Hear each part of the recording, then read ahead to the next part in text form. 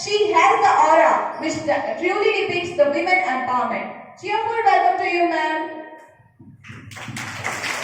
Our teaching and non-teaching staff, this event is never complete without the vibrant presence of our audience. A warm welcome to you all, my dear friends. To add elegance to this auspicious occasion, we invite the dignitaries to light the lamp. They request all the dignitaries to kindly move towards the lamp.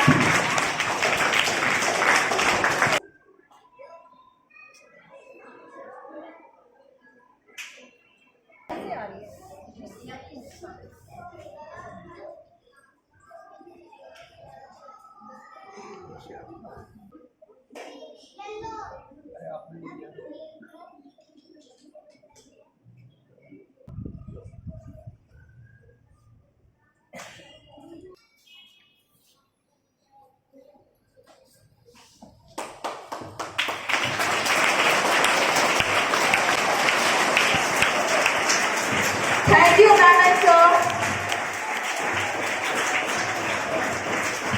We are highly honored to have with us an eminent personality, Mr. Hardeep Sir, who is the epitome of dedication and determination, and the apt person to influence and pep up the leadership qualities. May we humbly call upon our Honorable Manager Sir for a special address.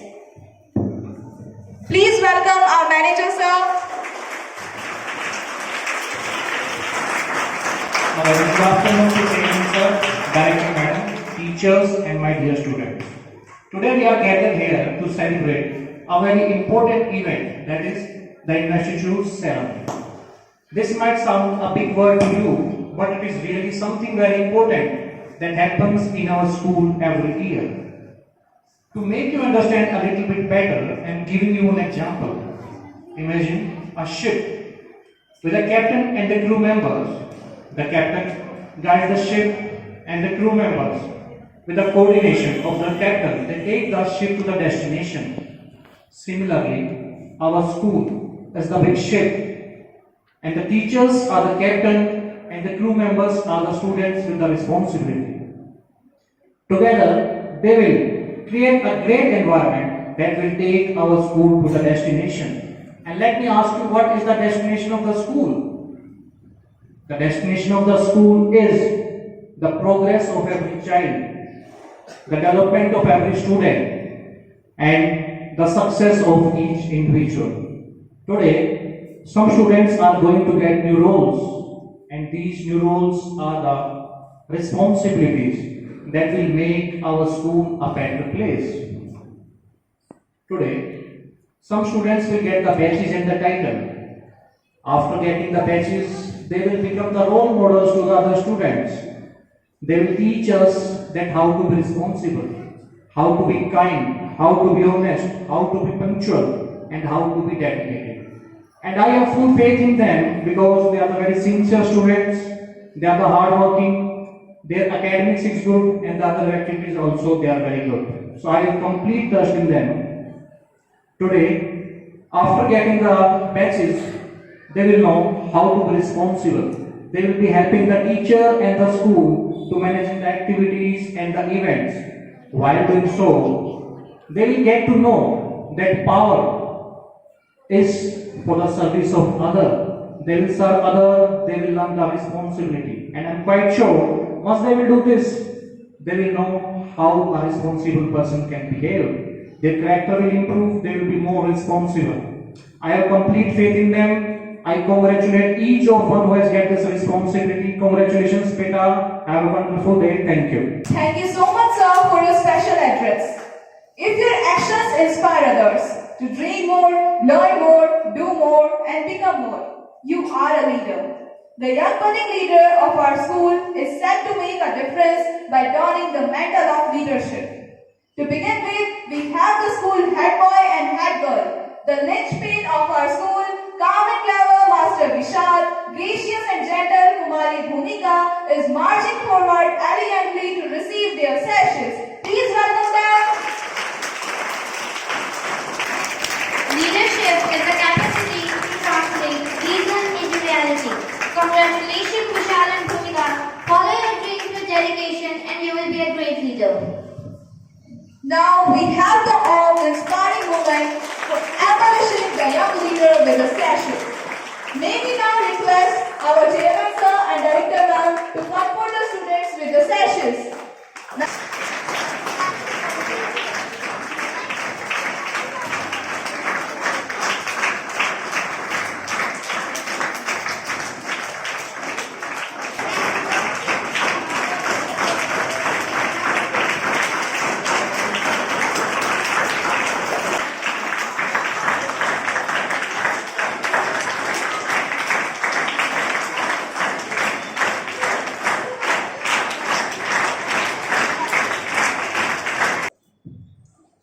The oath is a solemn promise, a fundamental statement to agree to a pledge of truthful and faithful performance.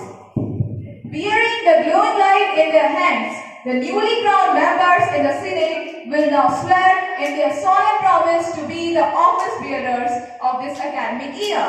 With great pride, we invite our chairman sir to administrate the oath of the leaders. Please welcome them.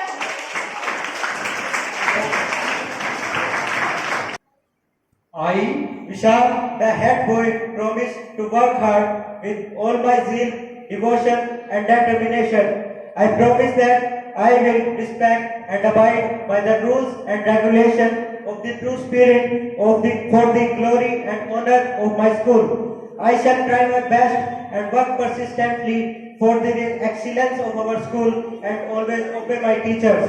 I thank the chairman sir and director ma'am who have given me the chance to be the head boy of our school. I pledge to keep the flag of my country and my school flying high. Jai Hind.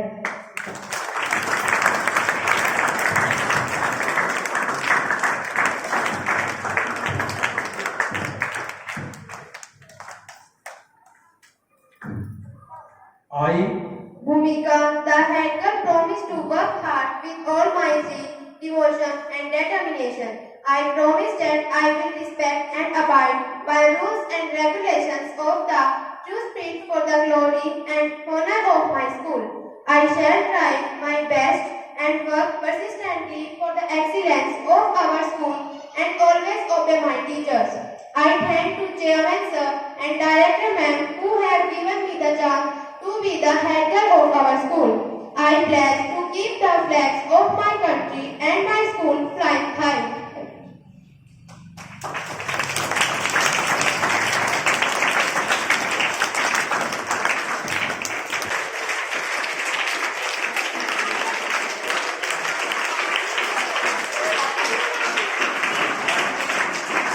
Houses, cheer your hands.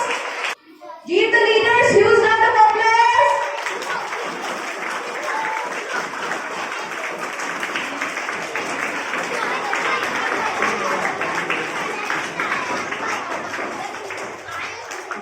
Cheer your hands.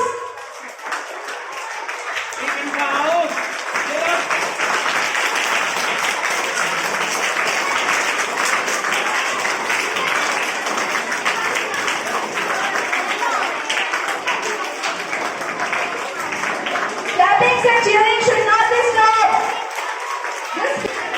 Now I request Mrs. Meena ma'am to hand her badges to volunteers.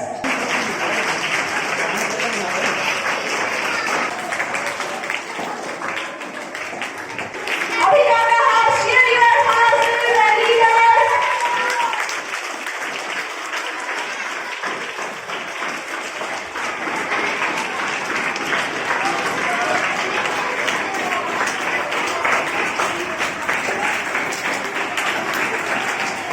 Now I would request Chairman sir and Director ma'am to please adorn captain and vice captain with their badges and sashes. I would also like to request Mrs. Meena ma'am to lavish badges to volunteers. Please ma'am and sir.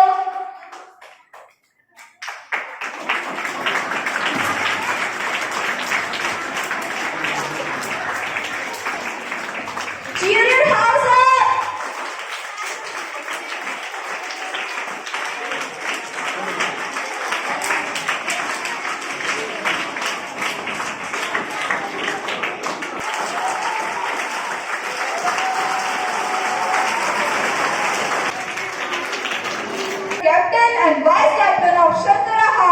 are marching towards under the headship of their house mentor, Mr. Dharmendra sir, with volunteers Alkush from class 12, Akshara from class 9, and Himanshu from class 10 as volunteers with their Alkush flag.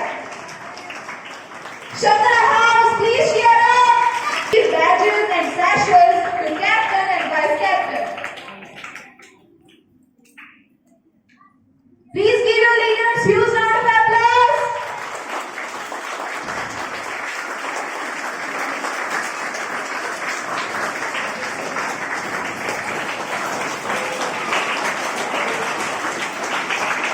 Please cheer your leaders.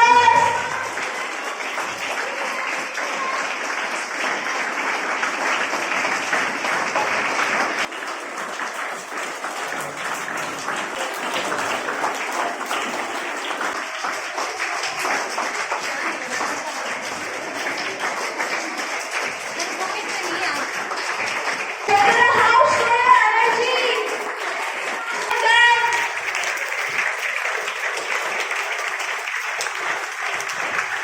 Please give your leaders huge round of applause. Abhimanya House, show your energy. Please give them a huge round of applause.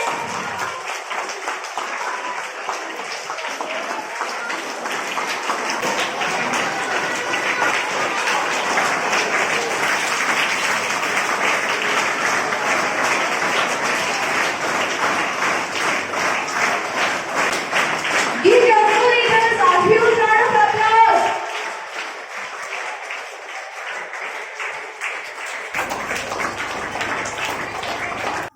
Let me move forward by a quote from John Maxwell. A leader is one who shows the way, goes the way, and shows the way. The new beginning and all new chapters for our elected prefects of our school council. I wish you all the very best for the coming year. There is no doubt that the world is full of gems, and we are having one of them here today to help us shine through today's event. We have with us an eminent personality, our chairman sir.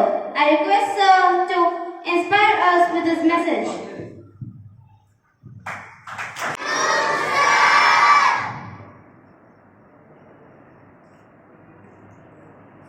बहुत ही आदर और सम्मान के योग्य विद्यालय की निदेशिका सुनीता जी, विद्यालय के मैनेजिंग डायरेक्टर मिस्टर हरदीप जी, अध्यापक वृंद एवं प्यारे विद्यार्थी, आज विद्यार्थी परिषद के इस गठन में विद्यार्थियों के जो कार्यक्रम रहे, हर अध्यापक ने भी अनुभव किया होगा और विद्यार्थी ने भी अनुभव किया होगा। मुझे बहुत अच्छा लगा।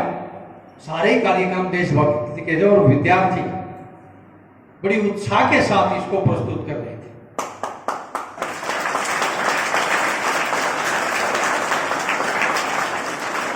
इस कार्यक्रम के सभी विद्यार्थियों को बहुत बहुत शुभकामनाएं और विद्यार्थी परिषद के इस गठन में जिस विद्यार्थी को जो जिम्मेदारी मिली, अब दोनों ही चेहरे में देख करके अचंभित था कि मुझे दिखाई दे रहा है कि बहुत छोटी आयु में अगर ये जिम्मेदारी संभालना सीख जाएंगे विद्यार्थी, फिर इनकी सफलता को कोई नहीं रोकेगा। मैं इन विद्यार्थियों को विशेष तौर पर बधाई दूंगा। इस बेटी को जो हेड गर्ल का मीनिंग समझे बेटा, और उस ड्यूटी को समझे। जीवन में केवल ड्यूटी है, उसी का नाम जीवन है। ऐसे इस बेटे को बोलता हूं। और बाकी जो हाउस के कैप्टन हैं और वाइस कैप्टन हैं, इनको जो भी जिम्मेदारी मिली है, मैं समझता हूं पूरे वर्ष कोई ऐसा मौका ना देना। आप जिम्मेदार विद्यार्थी हो, कहीं भी आप अपने विद्यालय में कोई भी किसी प्रकार की कैसी भी व्यवस्था देखते हैं, तुरंत अपने टीचर से डिस्कशन, अपने प्रिंसिपल से डिस्कशन, चेयरपर्सन से डिस्कशन तुरंत, और उसको उसी समय उसी व्यवस्था को बनाना और वहीं संभाल देना, नोट करके बाद में उस पर एक्शन।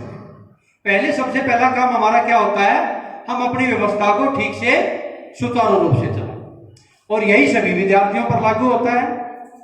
बेटा आपकी दिनचर्या सुबह उठने से लेकर के और शाम के विश्राम तक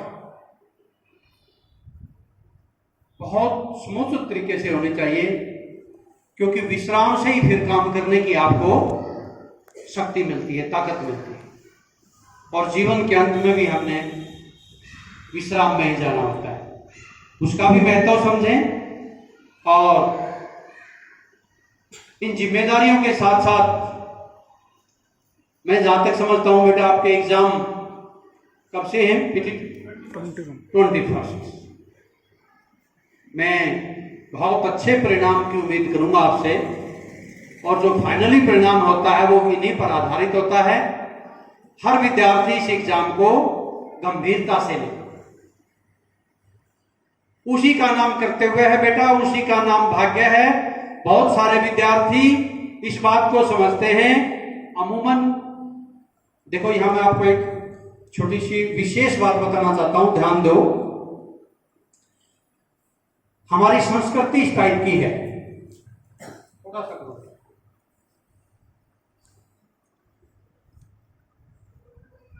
हमें घर से संस्कार मिलते हैं, विद्यालय से मिलते हैं, अपने समाज से मिलते हैं।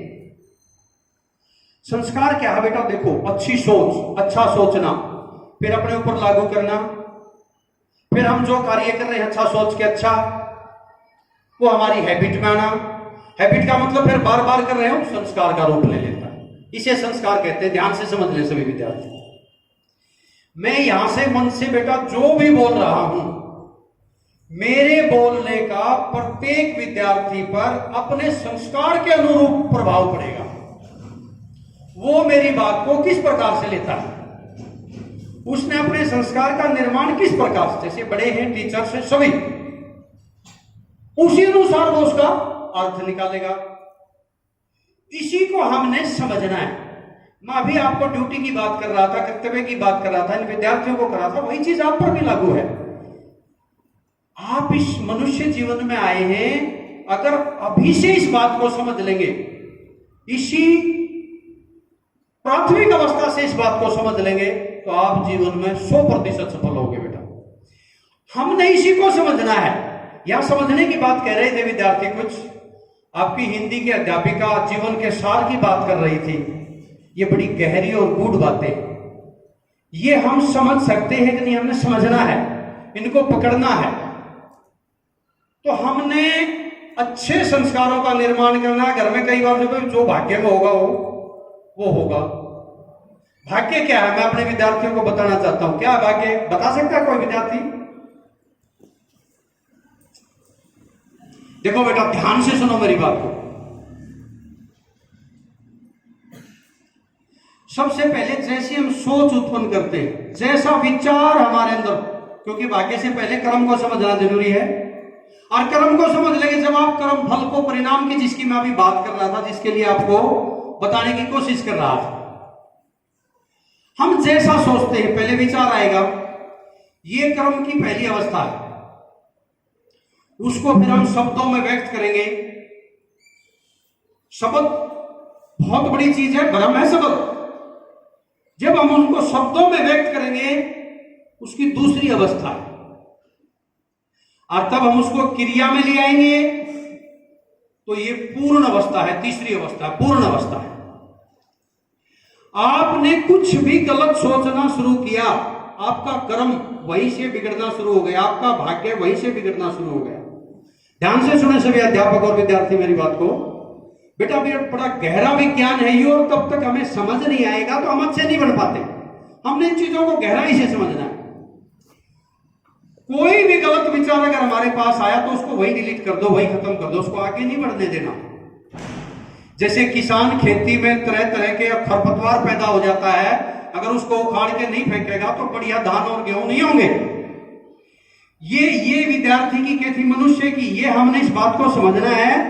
कोई भी गलत और गलत ठीक की में समझ होनी चाहिए, उसको बाहर निकाल दो और सही विचार उसको फिर क्रियान्वित करो, उसको शब्दों में मिलाओ, फिर उसको क्रिया में मिलाओ और उसको फिर ग्रहण करो, उसके अनुसार चलो। ये क्या हो रहा है, ये उस कर्म का फिर परिणाम आएगा। कैसा परिणाम आएगा? जब हम अच्छा करेंगे अच्छा परिणाम आएगा। अच्छा परिणाम आएगा तो क्या होगा? अच्छा भाग्य बनेगा। कोई भी भाग्य बेटा पीछे से कोई लिख के नहीं आता, पीछे भी हमने जो किया, जैसे हमारे कार्य रहे, जैसे हमारे चरित्र रहे, चरित्र उसी को बोलते, कार्य उसी को बोलते, कर्म उसी को बोलते, भाग्य वो ही रूप धारण करता है। ये विद्यार्थी ने, मनुष्य ने समझना है। मनुष्य जीवन को समझना सरल नहीं है। पहले हम आए, केवल ये मुखौटा ले लिया, ये शरीर, ये हाथ पांव, इससे मनुष्य नहीं बन जाते, इससे मनुष्य नहीं हम। मनुष्यता, मानवता, निम्रता, विनम्रता, ईमानदारी। ये ईमानदारी शब्द छोटा नहीं है बेटा, बहुत बड़ा शब्द है। जब आपकी ऑनेस्टी से आप इधर हो जाओगे, विकार आ जाएंगे आपके पास, विकार, गलत, अवगुण। हमने तो गुणों को धारण करना है ना, अच्छे गुणों को धारण करना है ना। अगर आपने अच्छे गुण धारण कर लिए तो अवगुण बाहर हो गए, और अच्छे गुण धारण नहीं करे तो अवगुण आ गए। खाली नहीं रहेगा कुछ भी, खाली नहीं पानी का गिलास भी रहता, पानी अगर निकाल दिया तो हवा आ गई। हमने अपना अच्छा निर्माण करना है, अच्छे कार्य करने हैं, अपने माता पिता की बात को मानना है, समय समय पर उठना, नहाना धोना, अपने नियमित रूप से जो घर के कार्य है वह निपटाना, अपने विद्यालय में अध्यापक ने जो पढ़ाया उसको ध्यान से समझना, अपने अंदर उतारना, उसको अच्छे से कंठस्थ करना। यही दिनचर्या तो अच्छी बनानी है आपने। फिर आपके पास अवगुण नहीं आएंगे, आपके पास ये क्रोध, लोभ, लालच, झगड़ा, फसाद, ये नहीं आएगा, ये फिर नहीं आएगा। फिर आप अच्छे गुणों को विकसित करते चला जाएंगे, फिर आप अच्छे बन जाएंगे। उस अच्छे से ही आपकी ताकत बढ़ेगी, बल, आत्मबल, मनोबल, तभी तो बढ़ेगा ना, तभी तो बढ़ेगा ना। और शारीरिक बल व्यायाम से बढ़ेगा। समझ रहे हैं सभी विद्यार्थी मेरी बात को? इस प्रकार अगर आप चलोगे, अपने अध्यापकों की बात को मानोगे, आप जीवन में सफल होगे, 100% सफल होगे। अध्यापकों से भी इस बात का निवेदन, ये गुरु शिष्य का संबंध बहुत गहरा होता है, बहुत गहरा होता है।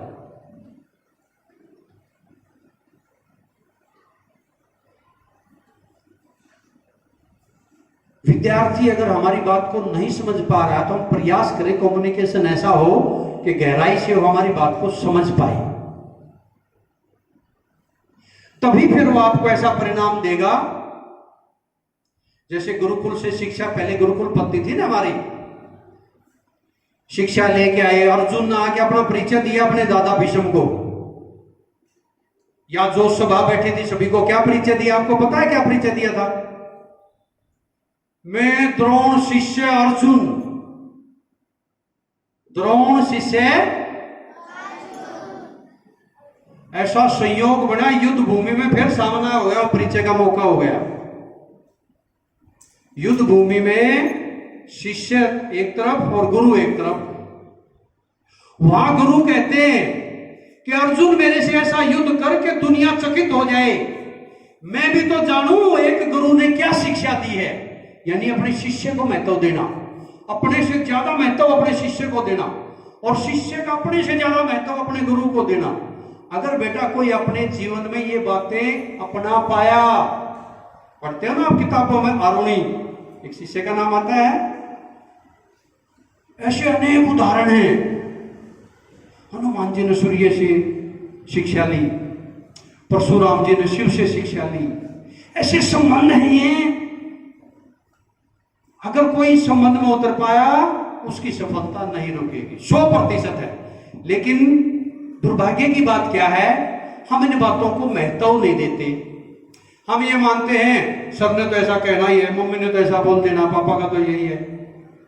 अगर हम उसको महत्व देंगे और अपने जीवन में उतारेंगे और उनके अनुसार जीवन जिएंगे, हर विद्यार्थी,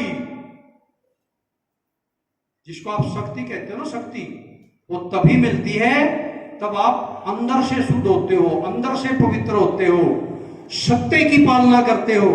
या तो असत्य को छोड़ दो, सत्य शिव में आ जाएगा, या सत्य को धारण करो, असत्य अपने आप निकल जाएगा। यही तो सीखना है, यही सीखना है ना। समझ रहे हैं मेरी बात को?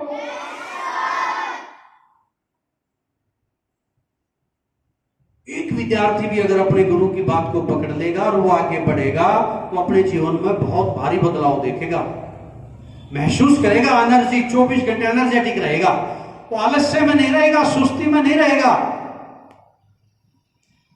परिश्रम ही सफलता की कुंजी है। अगर कोई विद्यार्थी ये समझेगा मेरा काम मेरी माता कर दे, मेरा भाई कर दे, मेरा सेल्फ मेड बनना है, अपने काम स्वयं करने हैं, और अपने शरीर को जितना आप परिश्रम में डालोगे आप उतने ही सफल होते चले जाओगे।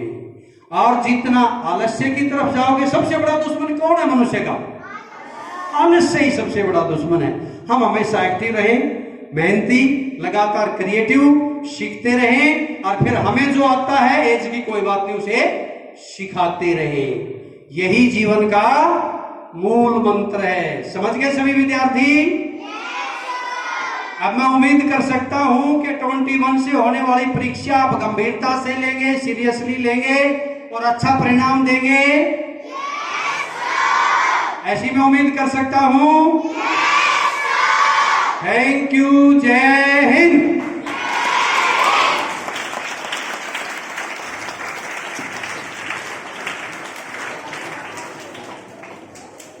Thank you, sir, for your influential message.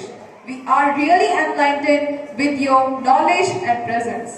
The supreme quality of leadership is unquestionably integrity. Without it, no real success is possible. No matter whether it is a football field, in an army, or in an office. Finally, we would like to end our event with a quote. When we express gratitude, we must not forget that the highest appreciation is not simply utter words, but live by them. Once again, thank you all for your support making this function a grand success. Thank you. Have a great day.